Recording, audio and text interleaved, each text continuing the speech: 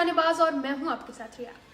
छत्तीसगढ़ आंध्र महाराष्ट्र की त्रिराज्य सीमा पर चल रहे सबसे बड़े एंटी नक्सल ऑपरेशन में सुरक्षा बलों को एक बड़ी सफलता मिली है। भारत के सबसे खतरनाक नक्सली नेताओं में से एक मांडवी हिड़मा अब नहीं रहा। उसकी मौत के बाद पूरे नक्सल संगठन में खलबली मच गई है। टॉप कमांडर छुप रहे हैं, रसद नेटवर्क टूट रहा है और जंगल अब उनके लिए सुरक्षित नहीं बचा। आज की इस रिपोर्ट में हम जानेंगे हिड़मा की मौत के बाद नक्सलवाद कैसे बदलने वाला है, कौन कौन बचा है और आगे क्या होगा। मांडवी हिड़मा नक्सल आंदोलन का वह चेहरा जिसे सुरक्षा बल पिछले 2 दशकों से तलाश कर रहे थे। वह माओवादी संगठन की सेंट्रल कमेटी का सबसे युवा सदस्य था और दंडकारण्य स्पेशल जोन कमेटी का ऑपरेशनल चीफ। बस्तर के कई बड़े हमले जिनमें टाड़मेटला, झीरम घाटी और किस्टारम अटैक शामिल हैं, उसकी प्लानिंग मानी जाती है। हिड़मा ने न सिर्फ जंगलों को अपनी ढाल बनाया बल्कि स्थानीय युवाओं को शामिल कर रसद तंत्र मजबूत किया। उसकी मौत नक्सल आंदोलन के लिए ऐसा झटका है जिससे उभरना आसान नहीं होगा।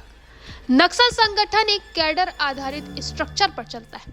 हिड़मा की मौत ने इस पिरामिड की सबसे मजबूत परत को तोड़ा है। विशेषज्ञ बताते हैं कि अब टॉप कमांडरों पर सबसे ज्यादा दबाव है। बचे हुए नेता लगातार मूव कर रहे हैं, सुरक्षित ठिकाने बदल रहे हैं और उनके बीच कम्युनिकेशन टूट रहा है। सुरक्षा एजेंसियों के मुताबिक जंगलों में सुरक्षित कॉरिडोर कम हो गए। स्थानीय रिपोर्ट्स तेजी से घट रहा है, वहीं नक्सली रिकॉर्डिंग और कमांड अब बिखर रहा है। इन परिस्थितियों में उनका नेटवर्क पहली बार इतने बड़े क्राइसिस में दिख रहा है। वहीं हिड़मा न सिर्फ एक कमांडर था बल्कि नक्सलियों का करिश्माई चेहरा भी माना जाता था।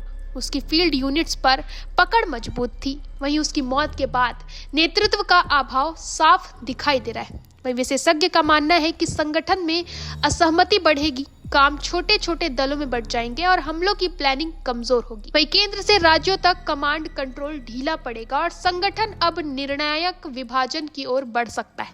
वहीं सुरक्षा एजेंसियों ने अपने ऑपरेशन को 3 हिस्सों में बांटा है। नेटवर्क कट ऑफ यानी नक्सलियों के सपोर्टर, रसद सप्लाई और सूचना देने वालों पर कड़ी नजर। दूसरा, जंगल कॉरिडोर का सफाया, जहां हिड़मा और उसकी फोर्स छिपती थी उन इलाकों में लगातार सर्च ऑपरेशन जारी है। तीसरा, टॉप लीडरशिप को अलग थलग करना, बीच हुई कमांड को संगठन से तोड़ने वाली कड़ी को तोड़ना। यही रणनीति उन्हें अगले कुछ महीनों में निर्णायक बढ़त दे सकती है। अब बात करते हैं उन चेहरों की जो अब भी नक्सल संगठन के बड़े नेता माने जा रहे हैं। गणपति मुपल्ला लक्ष्मणा राव, पूर्व महासचिव, अब सलाहकार भूमिका में। उम्र दराज, स्वास्थ्य खराब लेकिन वैचारिक रूप से प्रभावशाली। बापा राव, सेंट्रल कमेटी सदस्य, हथियारों की सप्लाई से लेकर कोर नेटवर्क तक हर जगह निगरानी करता है। देवा बरसे, जोनल कमांडर, रसद नेटवर्क, मूवमेंट और छोटे मोटे हमले की रणनीति। देवजी, टैक्टिकल प्लानिंग और गुरिल्ला हमलों का मास्टर। हिड़मा के बाद सबसे सक्रिय चेहरा। रामधेर माड़, स्थानीय कमांडर, जमीनी स्तर पर छोटे यूनिट्स को नियंत्रित करता है। वहीं इन सभी पर सुरक्षा बलों की नजर है और हिड़मा की मौत ने इनके छिपने के रास्ते बेहद सीमित कर दिए। पहले जंगल नक्सलियों की सबसे बड़ी ढाल हुआ करता था।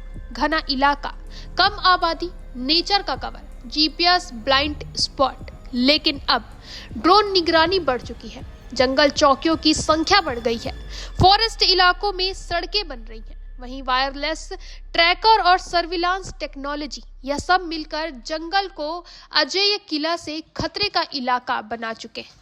हिड़मा के प्रभाव के कम होने से ग्रामीणों का विश्वास भी कम हो रहा है। लोग सरकारी योजनाओं से जुड़ रहे हैं, सुरक्षा कैंप खुलने से रोजगार बढ़ा है। वहीं ग्रामीण अब खुलकर जानकारी भी दे रहे हैं।